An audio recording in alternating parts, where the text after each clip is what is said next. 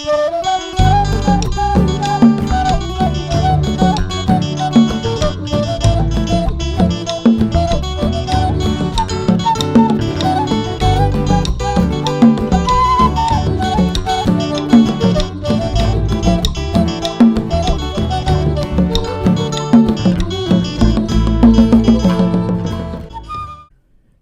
HKBP Duren Jaya. Nah, pada hari ini kita akan kembali dengan siniar HKBP Duren Jaya episode ketiga. Nah, pada hari ini hari spesial nih, karena kita kedatangan tamu nomor 1 di HKBP Duren Jaya, yaitu Amang Pendeta Patas Manalu bersama Inang D. Borusitohang. Silakan disapa Amang untuk jemaat HKBP Duren Jaya. Halo, salam buat kita semua jemaat HKBP Duren Jaya yang saat ini sedang melaksanakan aktivitas sehari-hari.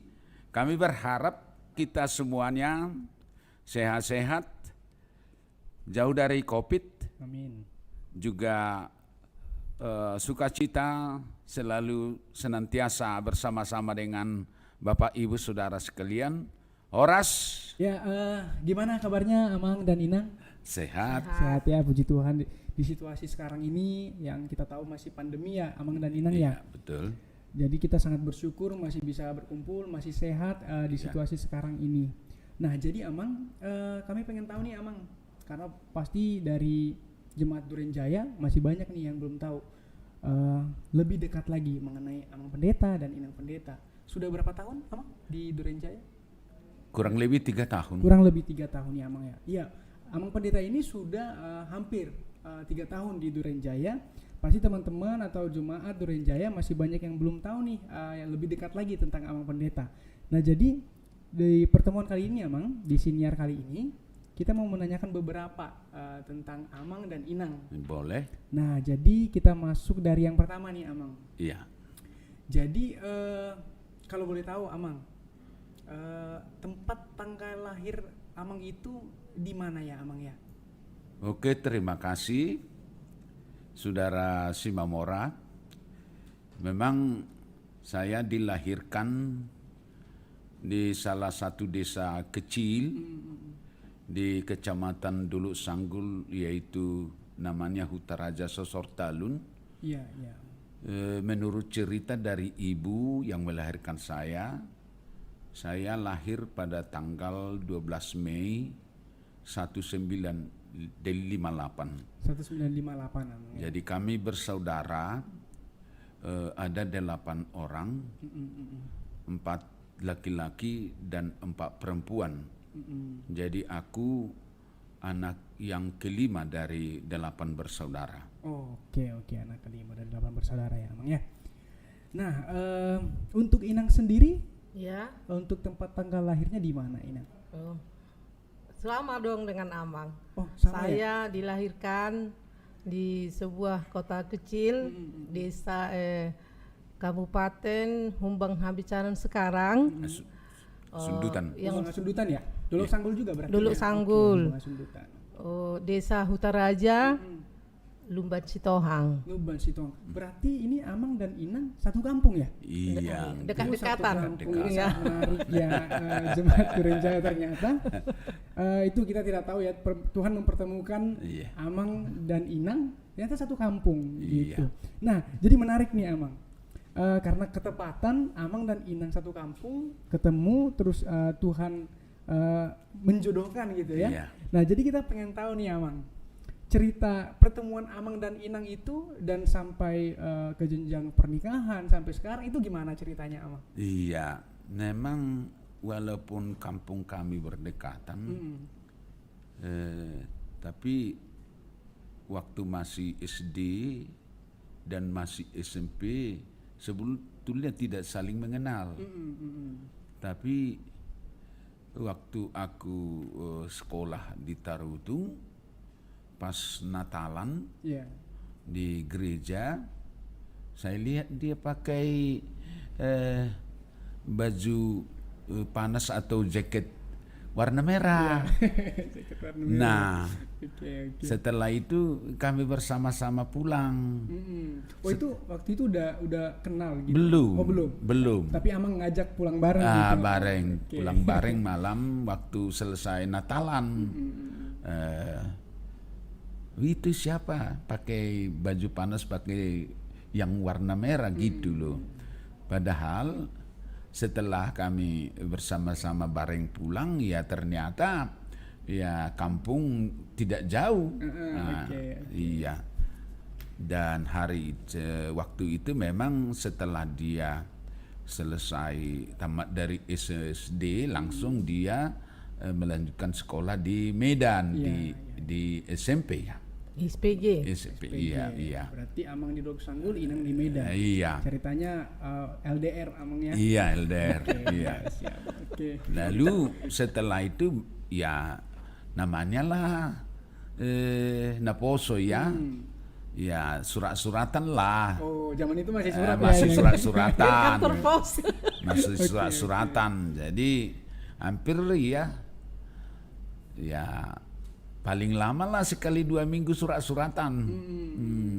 Walaupun suratnya balasannya bisa bersamaan datang karena terlambat diapakan di kantor pos. Iya. Itulah seterusnya. Baru selesai aku sekolah dari sekolah Gururia atau sekarang dinamai itu Sekolah Tinggi Teologi Gururia. Baru saya ajak dia untuk sama-sama wisuda. Iya. Nah, setelah itu dia minta izin dari orang tuanya yaitu mertuaku. Orang tuanya pun juga bersedia ngasih dia untuk bersama-sama. Iya. Dan setelah pulang kami dari acara wisuda, karena ikut lai saya dan itu saya langsung dibuat di rumah kami parbuepir gitu loh.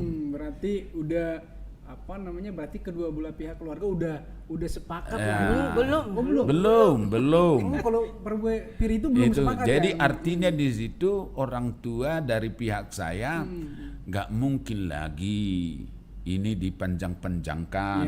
Iya. Langsung diambilnya parbuepir lalu dibuatlah untuk di atas kepala kami berdua. Iya. Dan seterusnya orang tua lah yang bicara dengan orang tuanya. Oke.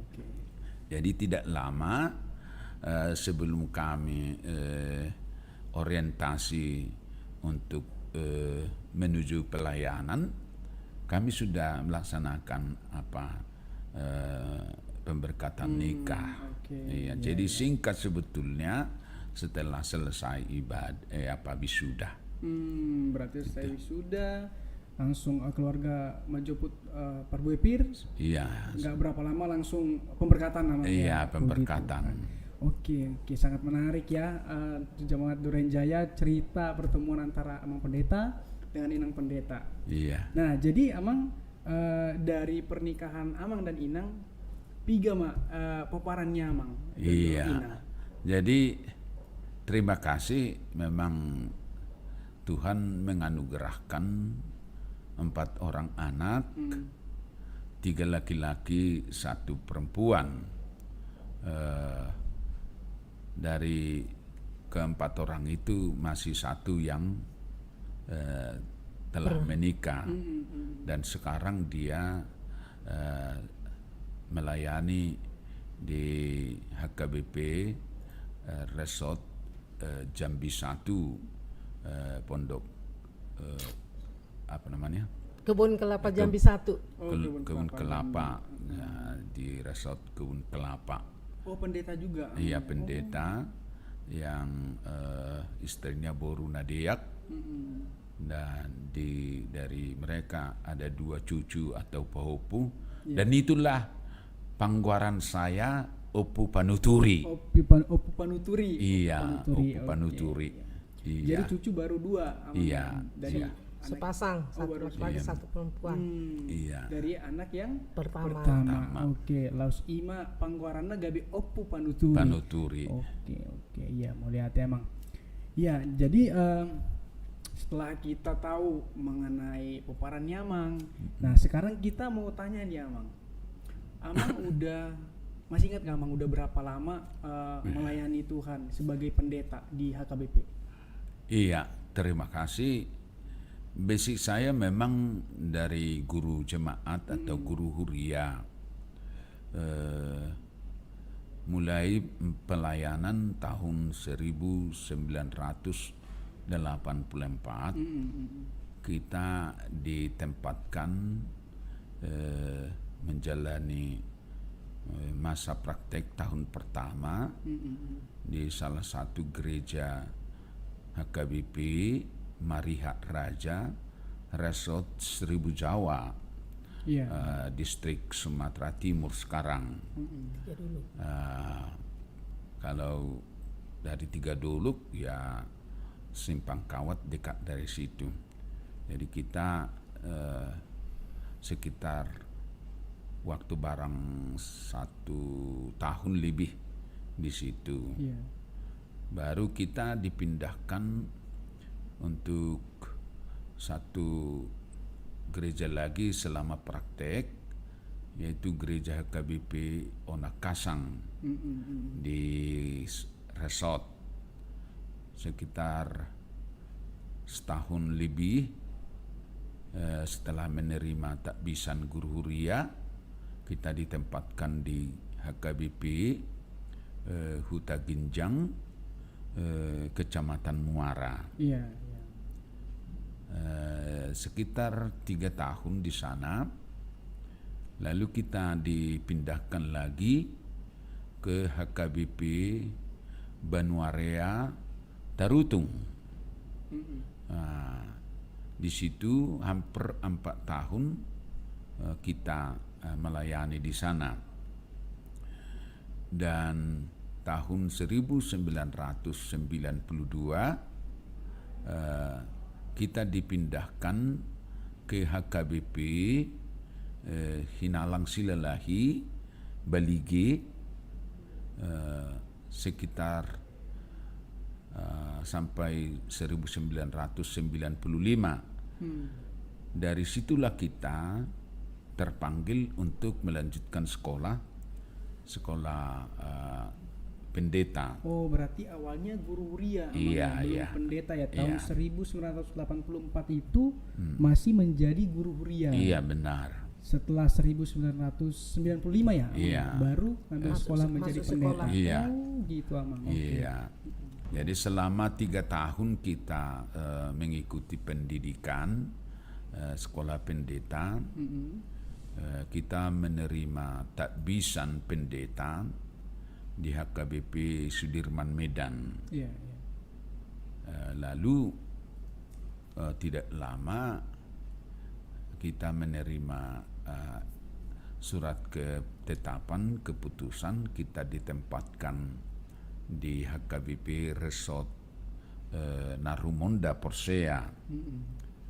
Nah, pada saat itu memang HKBP masih dalam situasi kurang membaik karena situasi yang dihadapi yang berlarut-larut lah ya. Iya, iya. Namun tahun itu adalah tahun rekonsiliasi. Jadi gereja HKBP Narumonda sepertinya tidak menerima kita. Iya. Lalu jemaat HKBP Parparean mengambil sikap supaya aku mengambil tempat di Parparean sekaligus mempersiapkan resort, yaitu resort Ebenezer Parparean.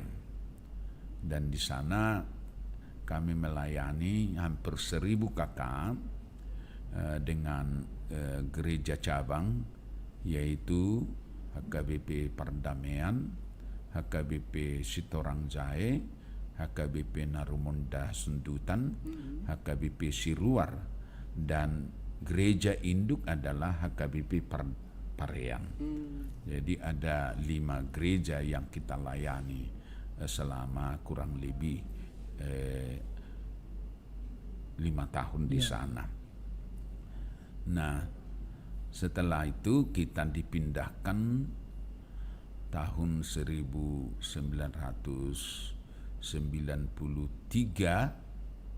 Kok 93 udah 2000. 2003. 2003 ya. Iya, setelah tahun 2003 KBP Jajakola. kami dipindahkan ke HKBP Janji Akola menjadi pendeta resort,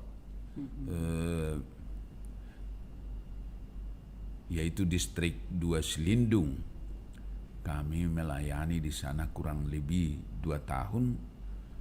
Itu 2 tahun itu memang aku yang mohon kepada pimpinan supaya bisa bersama-sama dengan anak-anak, karena anak-anak udah pada 3 orang di Medan bersekolah.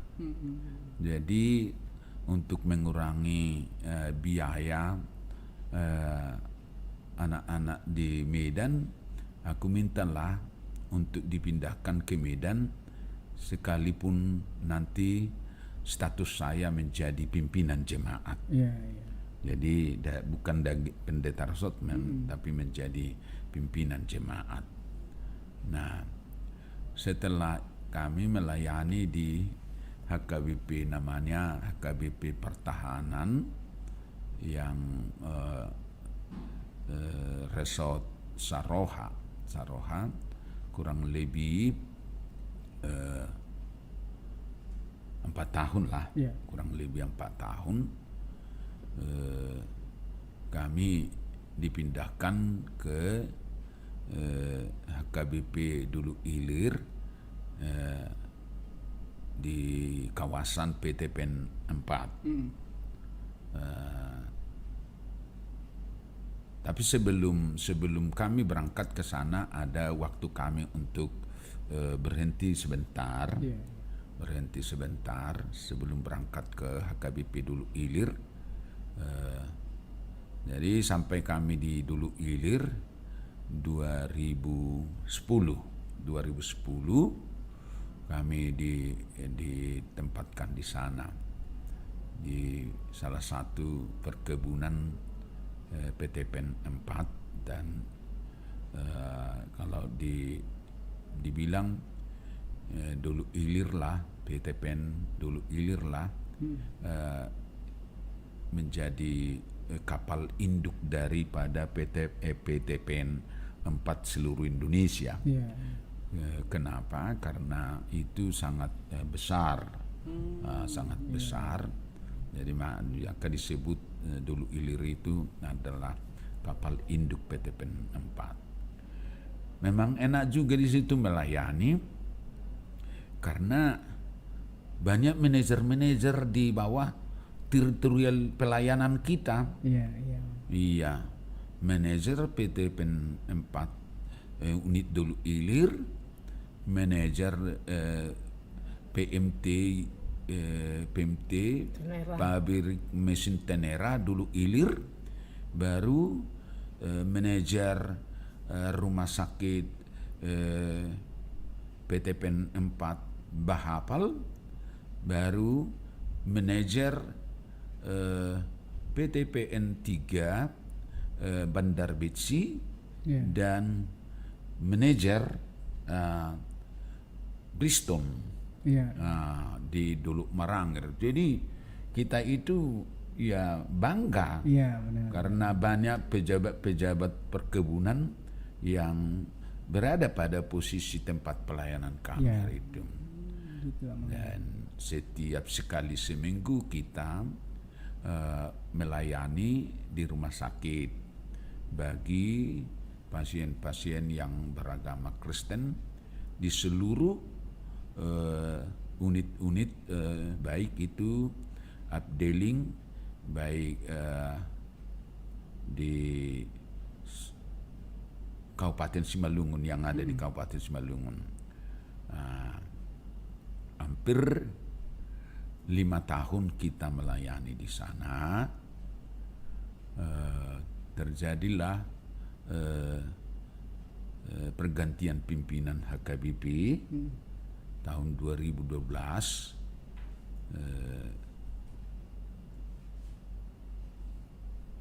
2012 ya. Nah, jadi baru kita minta pindah untuk keluar dari Sumatera. Dan syukur permohonan kita itu disanggupi oleh pengurus HKBP saat itu. Akhirnya kami ditempatkan di salah satu gereja yang besar, yaitu HKBP Batam. Oh, di Batam. Iya. Sebenarnya Batam masih sama-sama Sumatera ya? Enggak. Dia Sumatera tapi Sumatera, lain cuman pulau. beda Sumateranya. Dia pulau tersendiri. Iya, benar. Kalau awalnya itu di Pekanbaru, Riau. Pekanbaru, Riau ya. Iya. Oke. Tapi Kepulauan Riau. mereka itu dimekarkan menjadi provinsi Kepulauan Riau. Iya. Nah, setelah itu pindah ke Batam amangnya. Pindah ke Batam.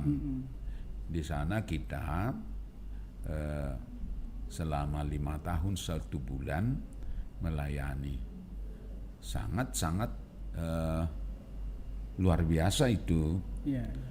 Masyarakat, apalagi yang namanya orang Kristen di Batam, karena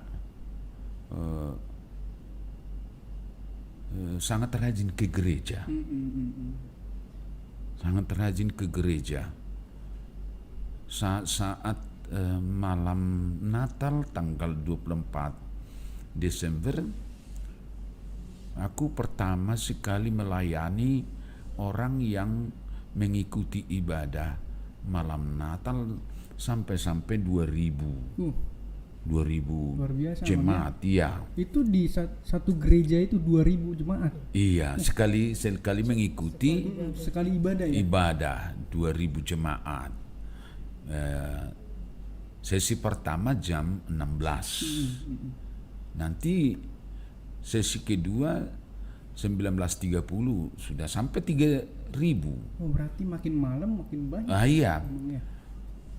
Kita dengar kenapa itu bisa terjadi, karena orang-orang Kristen yang bergereja di gereja karismatik sangat-sangat merindukan lagu-lagu Nunga Jupang Museari Pestai. Oh, gitu. Berarti yang beribadah pada malam Natal itu bukan cuma jemaat HKBP memang? Iya. Ya? Berarti ada dari gereja-gereja lain juga. Iya, ya? benar.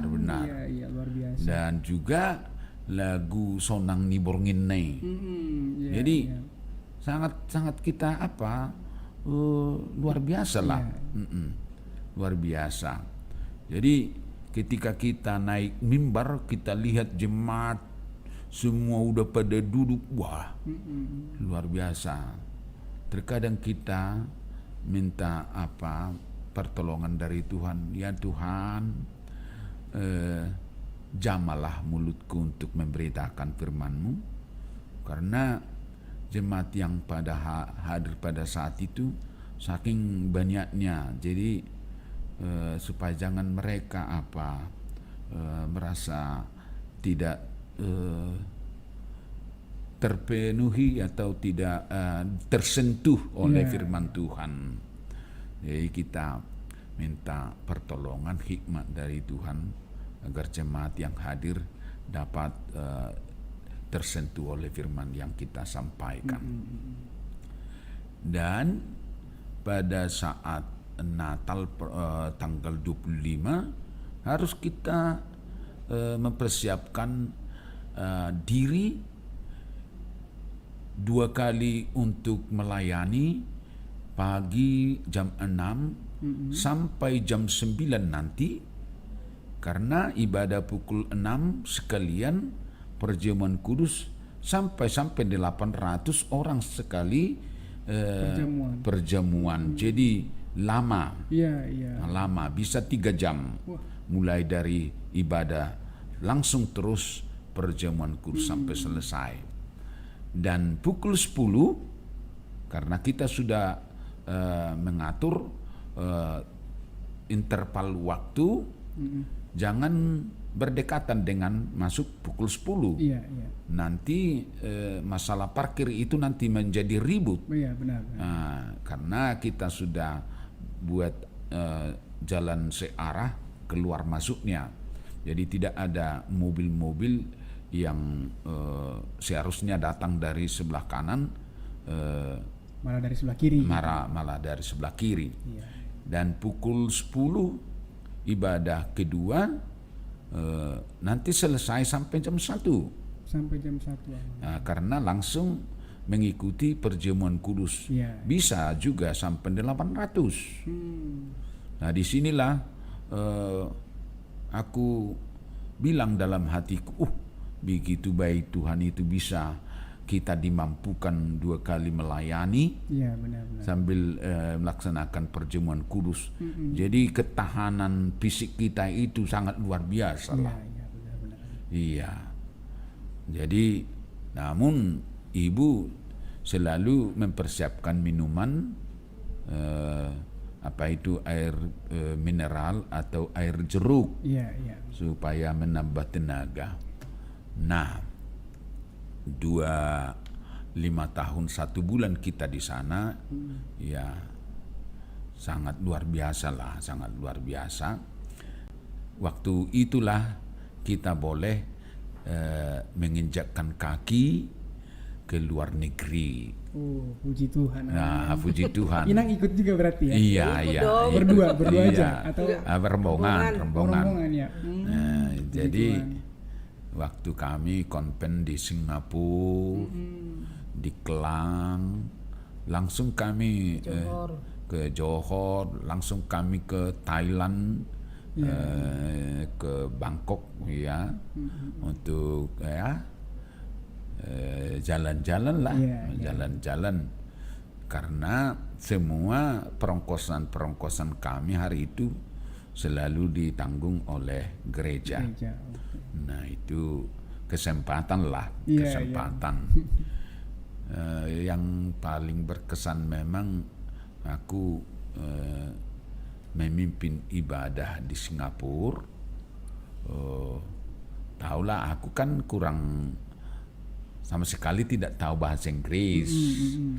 Bahasa Indonesia pun berpasir-pasir. Nah tapi aku ya beruntung sekali aku melayani, memimpin ibadah di HKBP Singapura dan sekaligus memimpin Natalan HKBP Singapura malam hari. Jadi ada 2 kegiatan hari itu yang kami lakukan di sana. Hebat juga anak-anak sekolah minggu di situ. Karena Natalan di sana bersama orang tua seluruh jemaat. Bagi anak-anak sekolah minggu, aku berpikir mereka itu adalah paling tidak dalam bahasa Inggris menyampaikan liturginya. Ternyata anak-anak sekolah minggu sangat-sangat luar biasa karena mereka menyampaikan liturginya dalam bahasa Batak. Oh gitu. Luar biasa. Di Singapura liturgi bahasa Batak. Bahasa juga, Batak, Ya. Nah, luar biasa, dan bahasa Bataknya pun tidak marpasir-pasir. Pasih amang ya. Pasih. Nah, kan aku pasih bahasa Batak. Iya, aku heran. Kok begitu hebat kalian anak ini. Itulah yang saya lihat, yang alami di Singapura. Setelah 5 tahun 1 bulan kita dipindahkan ke HKBP Durenjaya. Ini sebetulnya jujur pada awalnya kita kurang setuju loh. Iya, kenapa tuh Amang? Kenapa tuh kurang setuju? Iya. Ke Durenjaya. Iya, namanya lah manusia. Gereja yang besar, pendapatan yang besar, tapi kita ditempatkan ke gereja yang jauh daripada jumlah jemaat, jauh daripada jumlah jemaat gereja yang sebelumnya kita layani. Tetapi setelah kita jalani tidak begitu lama, justru di HKBP Durenjaya selalu saya katakan, HKBP Durenjaya itu sangat unik. Uniknya gimana tuh, Amang? Iya. Menarik nih kata Uniknya ini HKBP Durenjaya ini uniknya ketika kita melayani ada dorongan support dari jemaat dari Perheladu duluan. Perheladu. Karena Perheladu sangat-sangat ya diberikanlah motivasi. Nah, setiap hari kita melayani di pertangyangan, juga di kegiatan-kegiatan lainnya selalu ada support dari Perheladu. Sementara di gereja yang sebelumnya kita melayani full. Iya. Mulai dari hari Senin sampai hari Minggu, Senin lagi sampai hari Minggu. Tapi di sini itu tadi Sintua pun ikut juga melayani, menyampaikan khutbah di pertangyangan Wek. Kalau di gereja sebelumnya tidak ada itu. Iya. Jadi hanya Amang pendeta aja Iya. menyampaikan gitu. Panggulan Agu Tikilah. Iya. Tapi di sini Perheladu atau Sintua ambil bagian untuk menyampaikan firman-Nya. Nah, tidak begitu lama waktu kami menjalani tahun pertama mengikuti Natal di sini dan tahun baru di sini kami terganggulah sedikit. Iya. Karena kita tidak pernah mengalami banjir. Iya, Amang. Banjir. Jadi aku tanggal 31 Desember itu malam aku datang dari rumah sudah gulung celana karena udah pada banjir di depan gereja kita kan. Iya. Nah, lalu tanggal 1-nya semua udah pada banjir. Jadi disitulah aku, apa ini? Baru kali ini aku mau melaksanakan Natal. tahun baru. Melanda Melanda kota Jakarta dan Bekasi sehingga tidak dapat melaksanakan ibadah tahun baru. Iya. Jadi aku juga di sana merasa terpukul, padahal itu kan bencana alam. Nah, tanggal malamnya kami keluar dari rumah udah sekitar jam 5 sore karena mencari pulsa. Jadi baterai HP udah pada lobek. Kami berganti-gantian lah di Superindo cas HP. Sampai begitulah kami di situ. Ya, apa ini? Berpikir-pikir. Padahal kami harus terbang ke Tapanuli tanggal 2. Jadi kami bingung di situ, di mana lah ditinggalkan mobil. Iya. Sementara semua orang udah pada nggak bisa dihubungi, banjir di sana, banjir di sini. Nah, di luar dugaan kami datanglah inang Borhuta Galung Nonya Sintua Huta Barat ke Superindo. Iya. Padahal aku belum kenal karena masih baru kan. Iya. Ngapain orang Amang di sini? Ya, itulah menunggu banjir surut. Iya. Ayolah Mang ke rumah. Iya. Jadi kami mengikut aja, tapi ibu mengatakan udah kami mau berangkat besok ke Sumatera. Ya udah ke rumah lah dulu. Iya, iya. Nah, nanti Amang yang antar ke airport Halim. Ya, sehingga kami mengikut aja ke rumah Amang Sintua Huta Barat. Disitulah kami cerita-cerita sebentar. Karena sebelumnya kami sudah diantar satu keluarga makanan untuk kami. Ayam yang dimasak begitu bagus, tapi karena banjir kami nggak masuk ke rumah lagi. Iya. Jadi kami bawalah ini makanan ini ke bandara. Di bandara lah kami makan yang dikasih jemaat ini. Tapi sampai tak kenal sampai sekarang. Tapi nggak kenal sampai sekarang siapa yang ngantar makanan itu. Jadi nggak ketemu sama yang ngantar makanan ini? Enggak. Iya. Cuma katanya W10 ya. Gitu. Iya. Margasida Utara. Iya. Tapi sampai sekarang belum ketemu dan belum kenal. Tidak. Iya.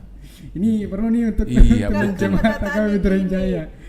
Karena dilihatnya katanya masuk dia ke Amang itu ke Duren Jaya, dilihatnya banjir, mengantar makanan ke keluarganya yang ada di dekat rumah kami. Amang Pendeta banjir. Iya, iya. Jadi tergeraklah hatinya untuk memasak makanan sama kami, diantarnya. Iya. Jadi setelah itu diantarlah kami ke airport Halim, baru orang Amang Huta Barat pulang, makanlah kami di situ. Makanlah kami di situ. Kami menunggu-nunggu berita apakah nanti penumpang dialihkan ke apa? Ke Cengkareng. Iya. Kami menunggu-nunggulah. Ternyata kita boleh berangkat dari Halim. Dan setelah itu sampailah di Tapanuli di Sumatera, kita mengikuti open house HKBP di kantor pusat tanggal 5 Januari waktu itu. Nah setelah itu saking rindunya kami sama Pahupu Pangguaran, kami suruhlah orang itu pulang dari Aceh Tanah Alas tempat mereka untuk melayani supaya pulang ke Duluk Sanggul. Mereka sudah beralasan gak ada kendaraan. Oke, kami sama mama kami jemput di Sidikalang. Mereka berusaha pulang dan sampai di Kabanjahe gak ada bus untuk ke Sidikalang. Sudah padat semua. Oke, kalau begitu sampai ke Merek, kalau ada bus ke arah Siantar, tompang aja. Kami sampai jemput di Merek. Ya, kami tunggulah di Merek. Ya, ternyata mereka sehat. Pulanglah kami dari situ. Akulah yang menyetir. Nah, setelah kami pulang di daerah Tele, di situ kabut sangat tebal. Jadi kami 1 meter pun nggak bisa jalan. Jadi kalau ada kendaraan di depan kecepat harus kita ikuti. Kan menolong itu lampu belakangnya itu, menolong. Itulah sehingga kita boleh selamat melewati kabut yang sangat tebal. Nah, mendekat ke Duluk Sanggul, saya telepon supaya kakakku perempuan supaya mengantar selimut ke rumah, karena rumah di Duluk Sanggul nggak apalah sering ditempati lah. Mulai dari situ aku mengalami sesuatu rasa lemah, lemah kali, tidak ada tenaga. Nah besok harinya kami langsung ke dokter, disuruhlah kami umname. Padahal sudah janjian aku untuk melayani di HKBP Susur Gunting. Iya. Nah, tapi obat yang diberikan nggak ada, sepertinya tidak mampan gitulah. Nah, penyakit semakin lemas, semakin lemas. Ternyata kurang Kalium. kekurangan kalium. Dia sangat lemas sekali, kekurangan tidak ada tenaga. Nah, baru tanggal 7 kami berangkat ke Medan Januari, walaupun masih lemas. Tanggal 7 kami nyampe di Medan, kami suruh adik kami untuk mencari tiket pesawat, nggak ada lagi.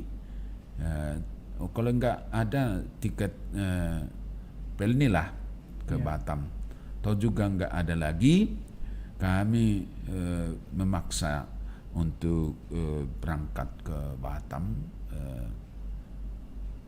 dengan kapal laut. Jadi kami mengambil tiket, ya di apalah, di dek lah, nggak ada lagi kamar, nggak begitulah. Jadi berdesak-desakan. Aku terus semakin lemas. Jadi udah kami telepon sama anak-anak di Batam supaya dijemput di pelabuhan. Setelah kami nyampe, kami dijemput, langsung kami makan ke restoran di Batam sampai selesai. Ke rumah lah sebentar, baru opname di rumah sakit Elizabeth Batam. Hari itu para dokter-dokter yang ada di UGD nggak ada lagi yang ku kenal, karena selama di sana selalu kami konsultasi atau berobat ke situ. Di situ direkturnya Sintua Dokter Siahaan Mars. Ibu itu juga Dokter Borusian Turi. Aku teleponlah beliau itu, langsung dia angkat teleponnya. Selamat tahun baru, Abang Pendeta, di mana sekarang, katanya. Aku di UGD Elizabeth Lu Bajak. Kenapa, Mang? Ya entah kenapa ini, emang katanya nggak ada penyakitku. Langsung dia menghubungi, siapa yang ada di UGD sekarang, kasih Amang dulu HP-nya. Kasih dulu Amang itu tempat untuk 2-3 hari opname, karena capek Amang Pendeta itu, kasih dulu. Langsung kami diberikan ruangan untuk opname. Dan beberapa hari kami opname, tak ada juga penurunan dari penyakit yang saya alami. Baru tanggal 12 Januari kami berangkat dari Batam ke sini melalui Bandara Halim. Nah, setelah kami sampai di rumah,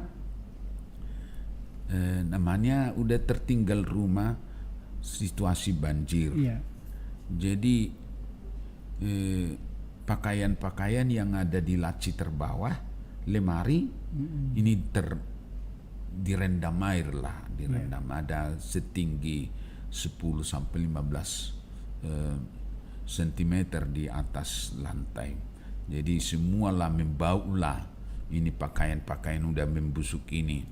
Jadi malam itu ibu terus ngapel, tapi nggak hilang aroma ini busuknya ini.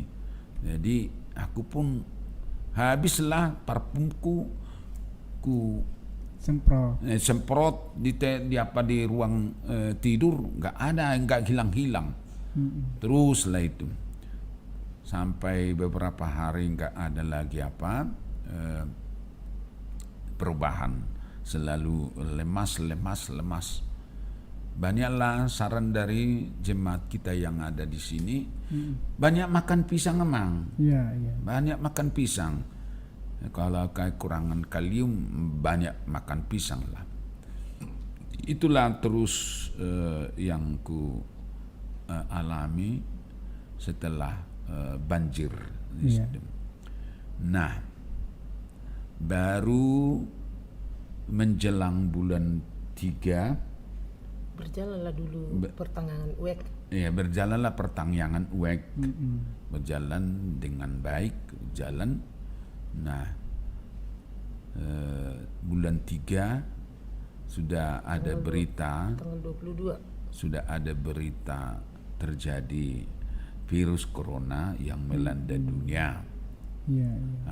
Kita pun mengikuti perintah dari pemerintah untuk melaksanakan ibadah online di rumah, dan tidak dibenarkan ada perkumpulan.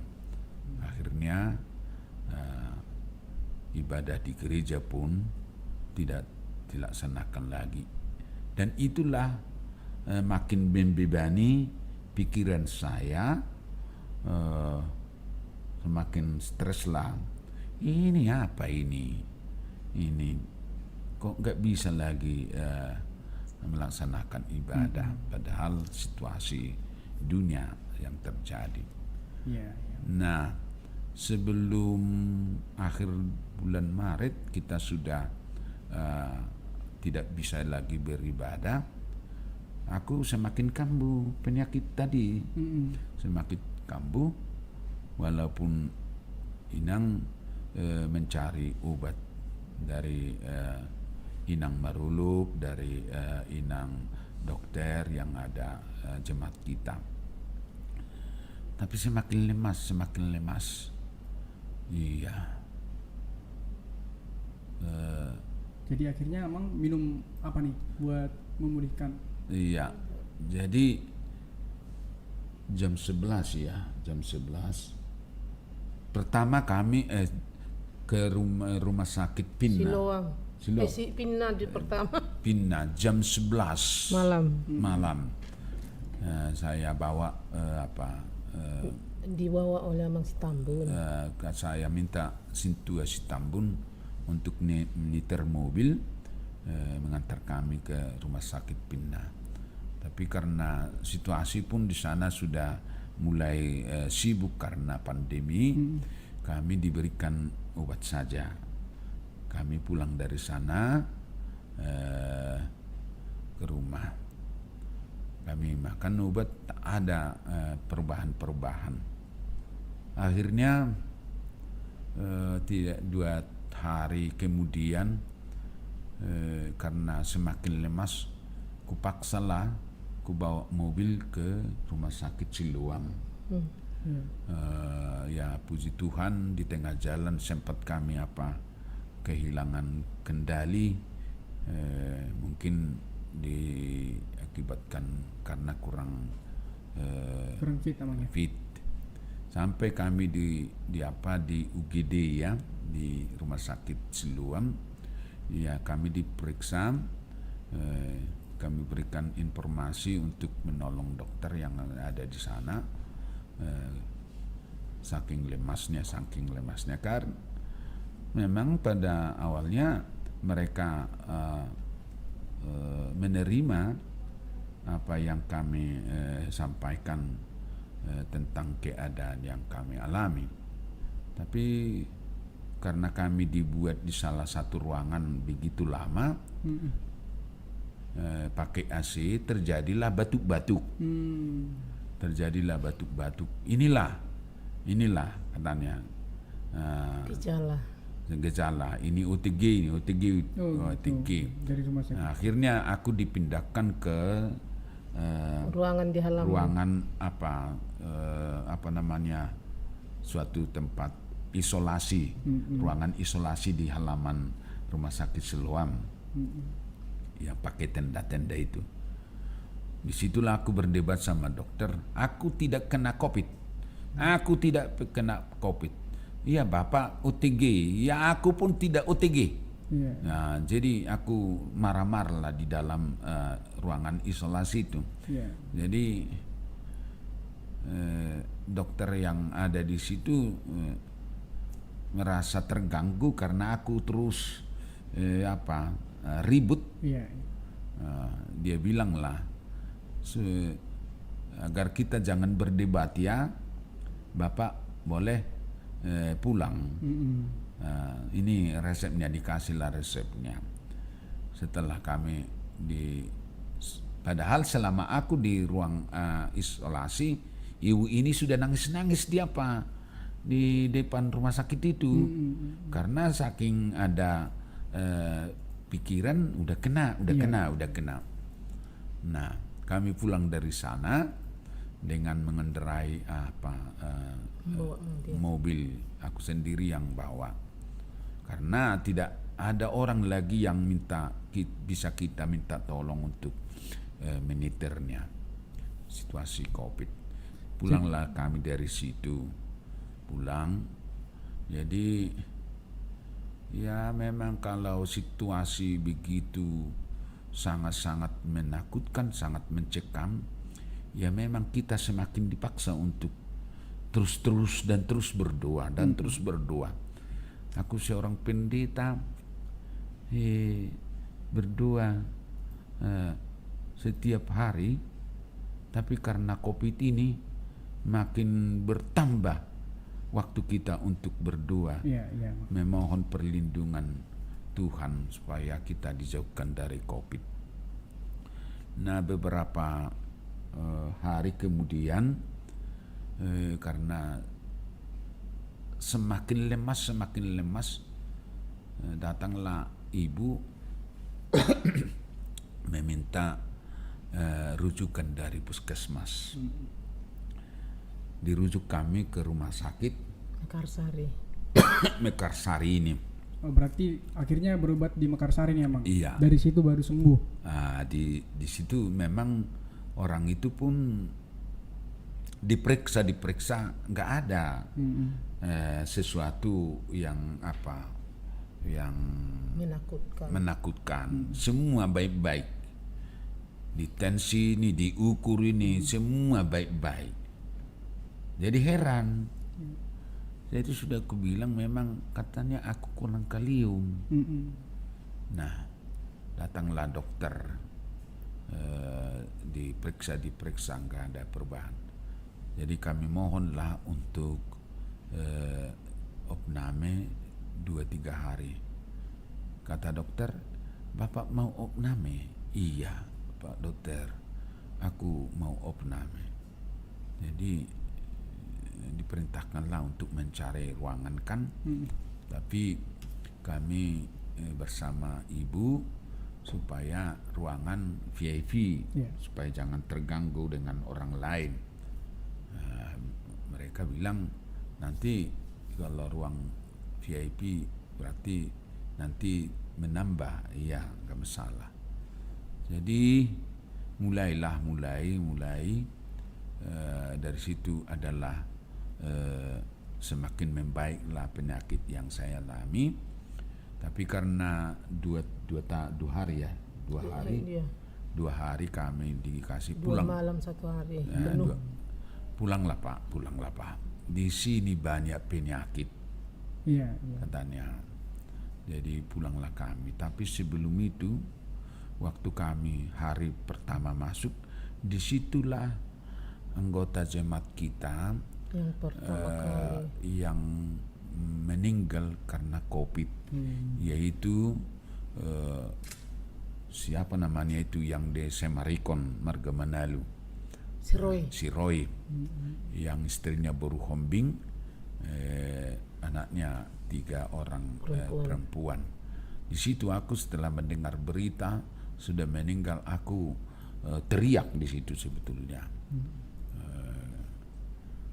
Itulah baru pulang dari situ mulai semakin membaik. jemaat pun yang sebelumnya dari luar Abu sahidnya manging, Abu sawitnya mangi. Tapi setelah kami pulang dari rumah sakit, udah mereka udah bisa masuk ke rumah untuk menanyakan. Itulah perjalanan gereja selama kita melayani hingga pada saat sekarang. Iya, dari 2003 ya Amang ya jadi pendeta ya? Dari 1999 Saya udah jadi pendeta dan ditempatkan ya Amang. 1998. 98 sampai sekarang 2021 ya. Iya.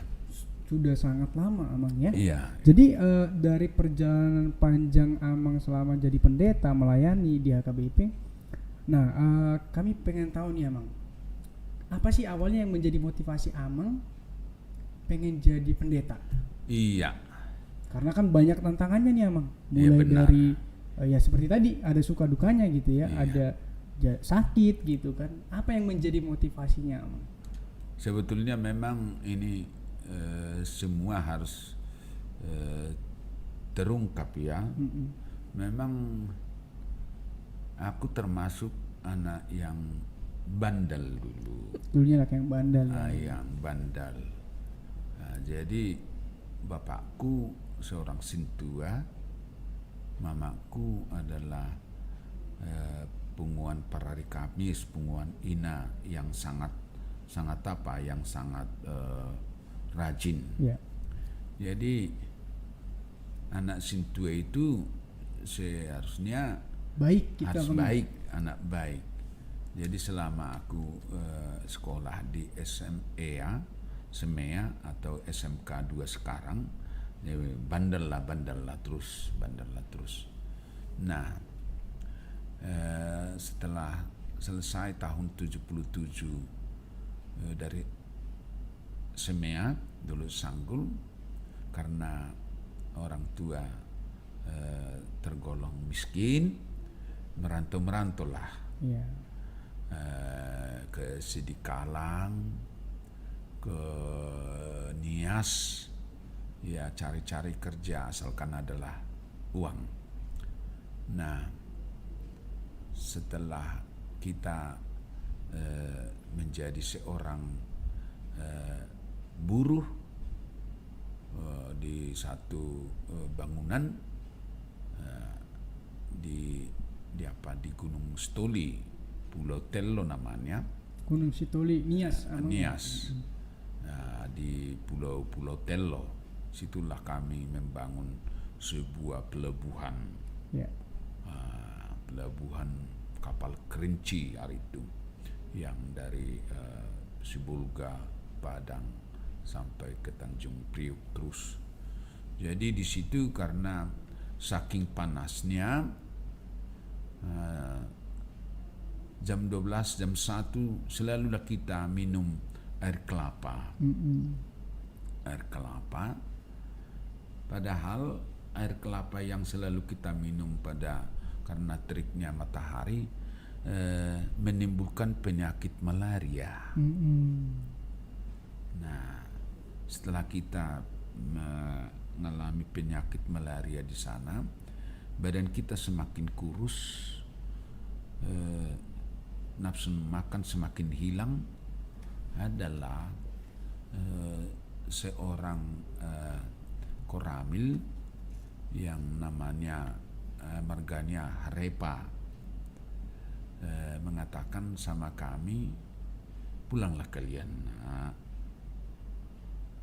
pulanglah kalian supaya orang tua kalian melihat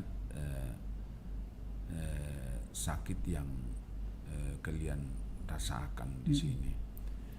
Baru dikasihlah tiket kami dari situ sampai ke Sibulga, dan ongkos dari Sibulga ke dulu Sanggul dikasih, karena kami tidak bisa mendapat uang dari Pemborong karena kami sudah lama nggak kerja. Iya, karena sakit tadi ya. Karena sakit malaria itu.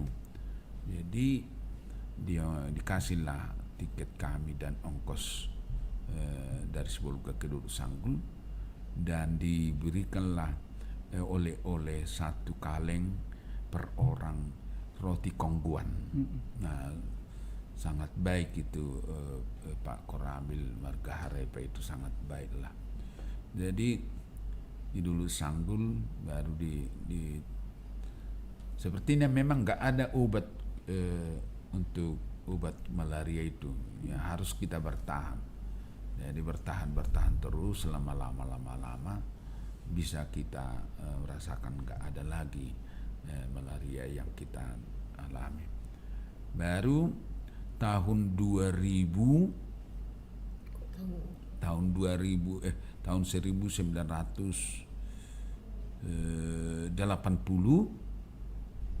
kita terpanggil untuk sekolah, bukan ke STT, Jadi ke sekolah mananya? ke sekolah guru huria.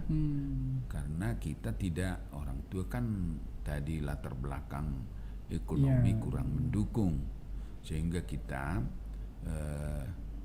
masuk sekolah guru huria selama pendidikan 4 tahun. Itu memang karena keinginan Amang atau karena permintaan dari orang tua? Keinginan saya. Keinginan sendiri. Keinginan. Kenapa tuh Amang tiba-tiba jadi pengen sekolah guru huria? Iya, itulah mungkin kita tidak tahu apa memang itu Tuhan sebetulnya harus begitu jalannya. Karena aku tadi anak yang bandal, sering melakukan sesuatu, kalau dibilang main apa itu domino. Main Domino. Jadi tahun 1980 aku minta sekolah. Berarti panggilan Iya, ya? aku minta sekolah untuk sekolah guru huria. Jadi bapak ketika itu nalahupa sudah hudbi katanya, nalahupa sudah hudbi. Jadi bapak tidak setuju pada awalnya. Iya. Tapi amang buruku sangat setuju. Jadi pergilah aku diantar guru jemaat kami ke Sipoholon mendaftar. Ternyata aku lulus testing. Nah, selama 4 tahun pendidikan, baru tahun kedua menjelang tahun ketiga barulah bapakku percaya bahwa aku sungguh-sungguh sekolah. Oh, berarti gitu awal ceritanya Amang ya? Makanya bisa jadi guru huria terus jadi pendeta. Nah, iya. Jadi adalah bapak tuaku, anak-anaknya baik-baik, orang-orang yang sudah bekerja ya. Nah, setiap aku pulang ke kampung waktu liburan, ya kirim suratmu sama abang-abangmu ya, katanya, dan dikasihlah uang sakuku, dikasih emang tuaku ini. Ya aku kirimlah surat sama abang-abangku, anak dari bapak tuaku. Datanglah wesel-wesel sama aku. Saking bangganya mereka juga aku sekolah di sekolah guru huria atau sekolah agama. Iya. Nah, dikirimilah wesel sama aku. Baru setelah 10 tahun melayani sebagai guru huria adalah informasi pengumuman guru jemaat yang sudah berdinas 10 tahun bisa melanjutkan sekolah pendeta. Iya. Itulah kesempatan besar kita mendaftarkan, ternyata kita diterima. Iya. Selama 3 tahun sekolah tahun 1995 kita sampai 98 kita sekolah. Nah, disinilah luar biasanya tangan Tuhan itu meneruskan sekolah kita. Kenapa? Karena waktu aku melayani sebagai guru huria, balanjo yang kuterima dari gereja hari itu masih 350.000.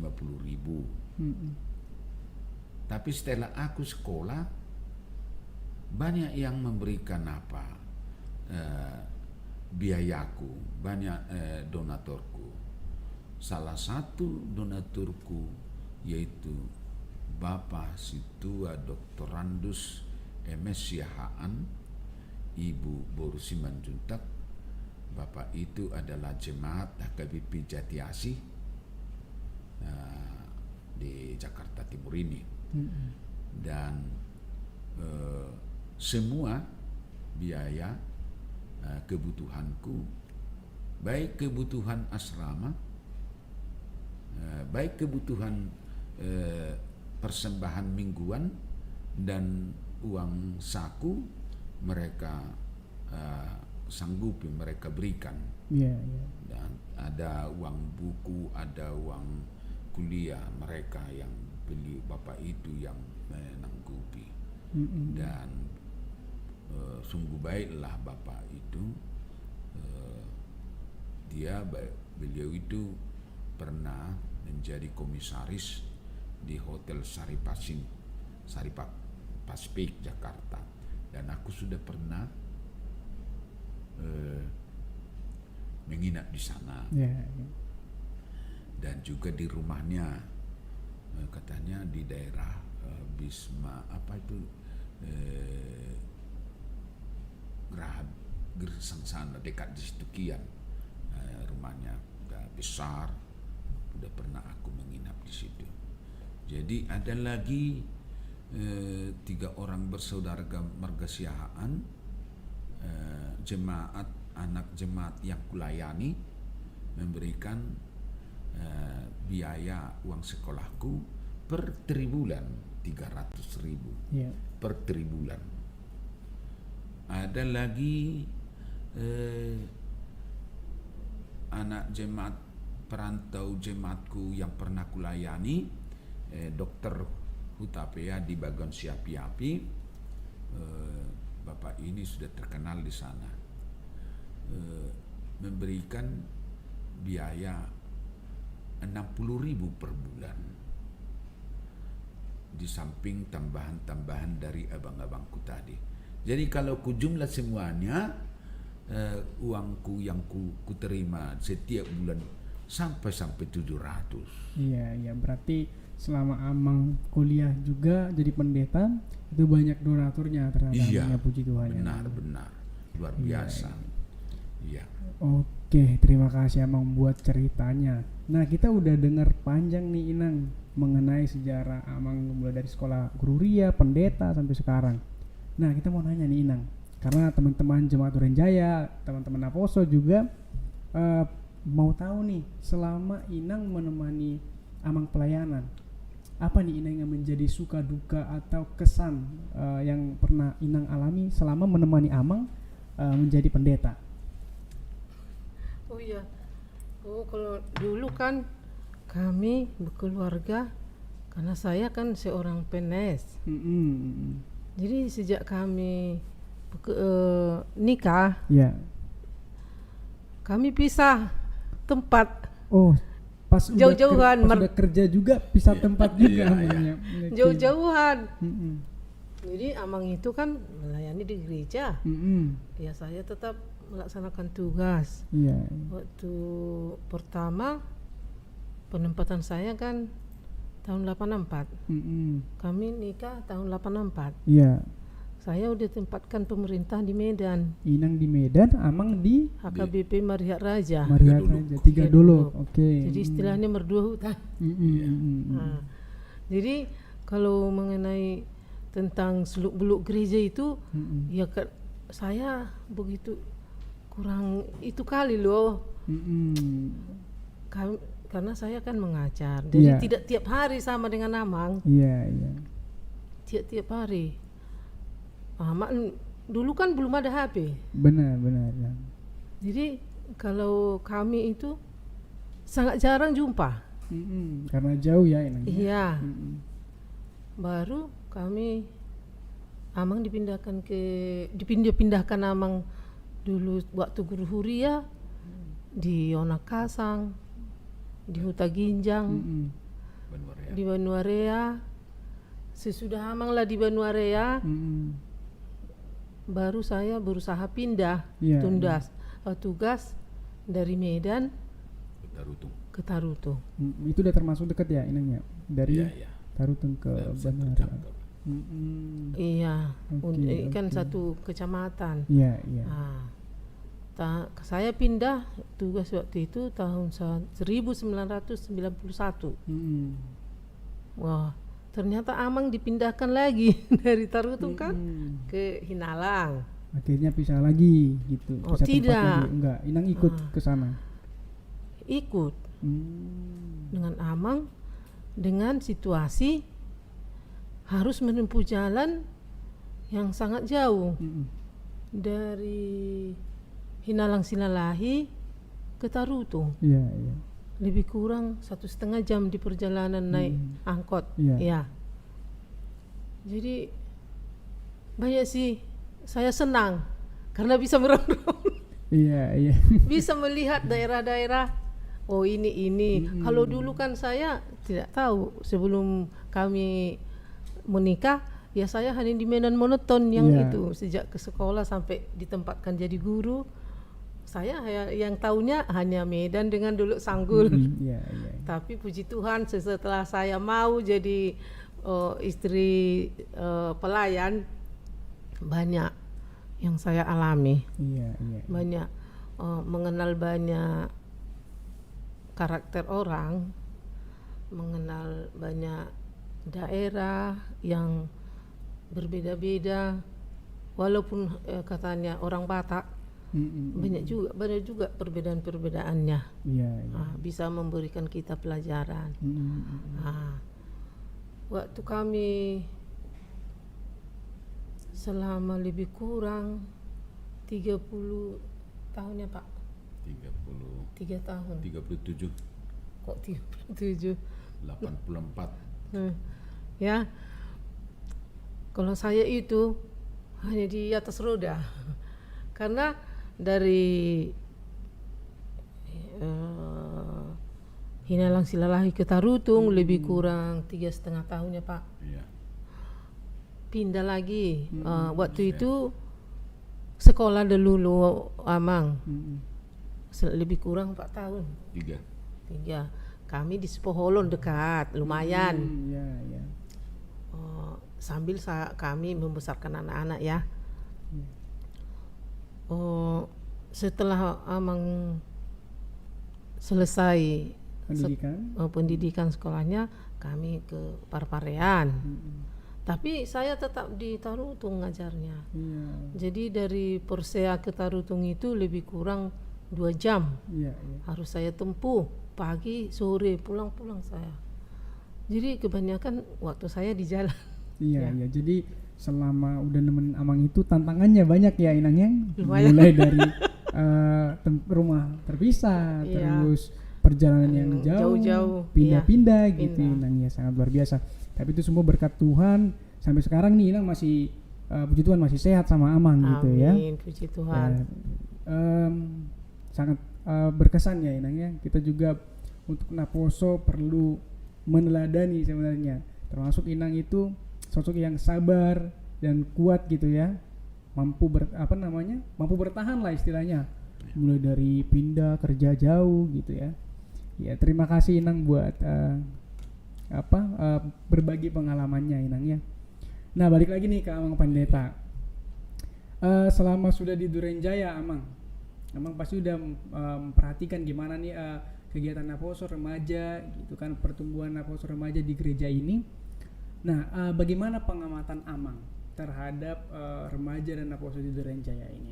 Iya, memang inilah yang menjadi perhatian gereja kita, juga gereja-gereja lain saya kira,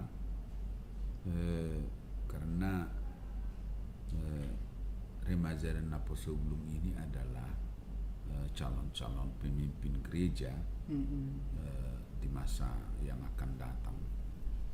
Memang saat kami melihat sebelum terjadi pandemi COVID-19, sebetulnya sudah ada angan-angan untuk memajukan Rena di gereja kita ini. Itu pernah kita kumpulkan gereja Rena HKBP Durenjaya dan Rena HKBP Philadelphia di ruang serbaguna yang saat itu masih Amang Sintua DH menjadi Koinonia. Iya. Jadi ada kita buat pertemuan. Kita sudah bersepakat sebetulnya untuk membuat Rena ini semakin maju. Iya. Ternyata situasi tidak kita tahu karena pandemi yang membuat kita tidak bergerak bisa kemana-mana. Iya, iya. Akan tetapi walaupun situasi pandemi sampai sekarang, mudah-mudahanlah pandemi ini cepat berakhir. Amin, amin.